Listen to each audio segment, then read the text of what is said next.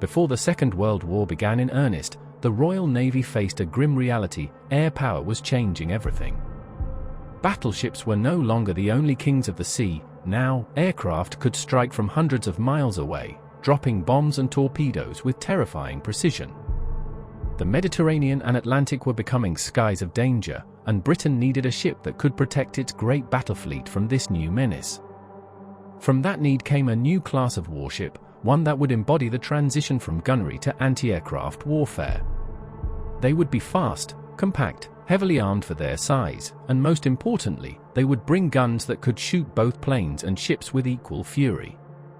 Thus was born the Dido-class light cruiser, a ship conceived not for glory duels at sea, but for the unseen war in the skies above it. Between 1936 and 1939, 16 Dido-class cruisers were ordered. Their design called for 5 twin 5.25-inch dual-purpose turrets, 10 guns in total, each capable of firing both at enemy aircraft and surface vessels. They could reach speeds over 32 knots, had good range, and were intended to act as fleet escorts for the new generation of British battleships and aircraft carriers. They were the shield for the Royal Navy's sword. When the first ships, HMS Dido, Phoebe, Bonaventure, Naiad, Euryalus, and Hermione, entered service around 1940, they were immediately thrown into some of the most dangerous naval operations of the war. Their debut came in the Mediterranean, where the Royal Navy fought desperately to keep Malta supplied. The Dido's dual-purpose guns thundered day and night as they escorted convoys across seas that swarmed with German and Italian aircraft. The ship's radar systems and fire control directors were new, untested under the harsh reality of war, but the gunners adapted fast. They learned to track aircraft diving through cloud and smoke, to coordinate their heavy 5.25-inch barrages with the rapid staccato of the smaller pom-pom and Oerlikon guns. The Mediterranean was a brutal teacher. Dive bombers descended almost daily, and even the best crews found themselves fighting exhaustion as much as the enemy. The Dido's thin armor meant that any hit could be deadly, yet their speed and skill often saved them. HMS Bonaventure had been lost to an Italian submarine's torpedo, sinking with heavy casualties. HMS Naiad fought on, taking part in the evacuation of Crete under relentless air attack, until she too was sunk by U-565 in March 1942. HMS Dido herself was damaged several times but refused to yield. These early losses and lessons would shape the class's evolution. The Dido class were never static. Each new ship carried lessons from the last. Shortages of the 5.25-inch turrets forced some ships, like Scylla and Charybdis, to be fitted with different 4.5-inch mounts. These guns had a higher rate of fire and proved very effective against low-flying aircraft, giving those ships their own distinctive personality within the class. As the war dragged on, the Didos gained more radar, more fire directors, and a constantly expanding forest of smaller anti-aircraft weapons, 20mm Oerlikons, 40mm Bofors, and quadruple pom-poms. Each refit seemed to add another layer of protection against the storm of steel from above. But with every addition came more top weight, worsening stability problems that plagued the early ships. Crews reported the ships rolling heavily in rough seas, and engineers struggled to keep the balance between firepower and seaworthiness. The class was, in many ways, a compromise between what the Royal Navy needed and what wartime shipyards could build quickly. Yet even with their flaws, these ships became indispensable. Their presence meant that convoys stood a fighting chance. Their guns blazed not just in defense, but in defiance. The price of such bravery was high. HMS Hermione was torpedoed and sunk by a German U-boat in 1942 while escorting a convoy south of Crete. Charybdis was lost in 1943 during an operation in the English Channel, struck by torpedoes from German fast attack boats while intercepting a blockade runner. Phoebe was badly damaged off the African coast by a Japanese submarine's torpedo but managed to limp home for repairs. Each ship's story echoed the same themes: courage, endurance, and sacrifice. Even when burning, even when crippled, the crews of the Dido-class ships fought to the last. In battle reports, captains praised their men's discipline and gunnery. They stood by their guns, one commander wrote, until there was nothing left to stand on. The improved Dido, the Bellona subclass. By 1942, the Royal Navy recognized that improvements were needed. The final 5 ships, Bellona, Diadem, Royalist, Black Prince, and Spartan, were completed as the Bellona subclass.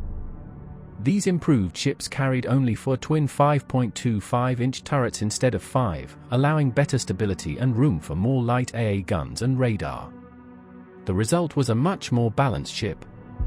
They could bring more guns to bear on low-flying attackers and react faster to changing threats. HMS Royalist was also modified to serve as a fleet flagship, equipped with enhanced communications, radar, and an action information center, a forerunner of the combat information systems that would define post-war warships. When HMS Spartan joined the fleet in 1943, she represented the best of British wartime cruiser design, compact, lethal, and technologically advanced. But even she would fall victim to the evolving threat, destroyed by a German Fritz X radio-guided bomb in February 1944 off Anzio, Italy. The weapon pierced her deck and detonated within her hull, proving that even the most modern defenses could be overcome by new technology. While much of their fame came from the Mediterranean, the Dido-class cruisers also fought in the freezing waters of the Arctic and the stormy Atlantic.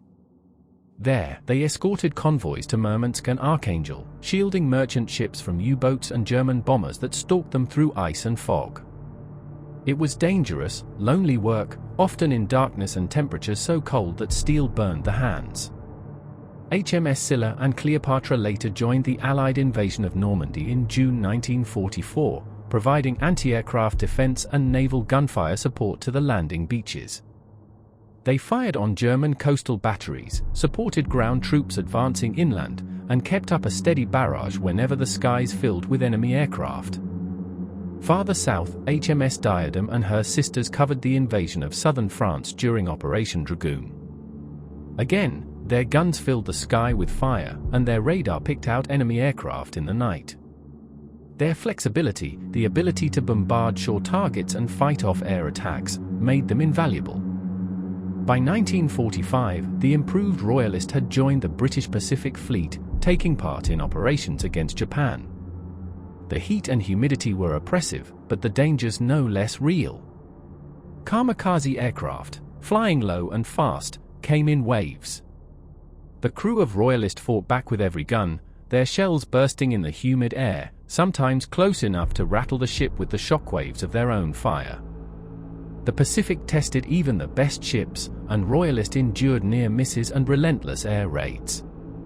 Her guns destroyed several attackers, her radar operators working around the clock to detect new threats. When Japan finally surrendered, Royalist was still on station, scarred, weather-worn, but unbowed.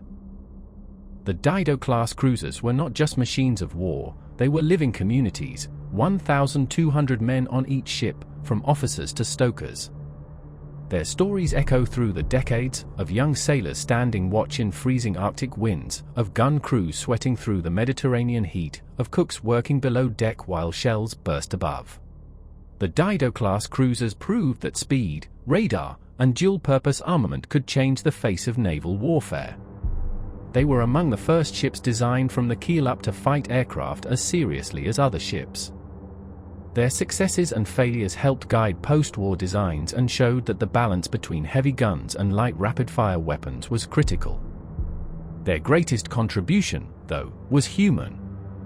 From Malta to Normandy, from the Arctic to the Pacific, they shielded convoys and fleets that made victory possible. Their guns lit the skies over nearly every major naval theater of the war. When the Royal Navy looked back after 1945, it found that the Dido class had done more than fill a gap. They had defined an era, one in which the old ways of fighting at sea gave way to something new, something faster, more flexible, and more dangerous. Their names, Dido, Naiad, Euryalus, Cleopatra, Royalist, Diadem, Scylla, Spartan, are now carved into naval history. They were not the biggest ships, nor the most famous, but they were the shield of the fleet, the ships that stood between their comrades and the enemy's wrath. And in the long nights of convoy battles, with the sea boiling under fire and the sky alive with tracer and flame, that shield was worth everything. From the gun decks to the bridge, every story we tell honors those who served. If this tale made you feel the salt and steel of history, give it a like, and if you're not yet part of our channel's convoy, subscribe and join the ranks. More powerful stories await.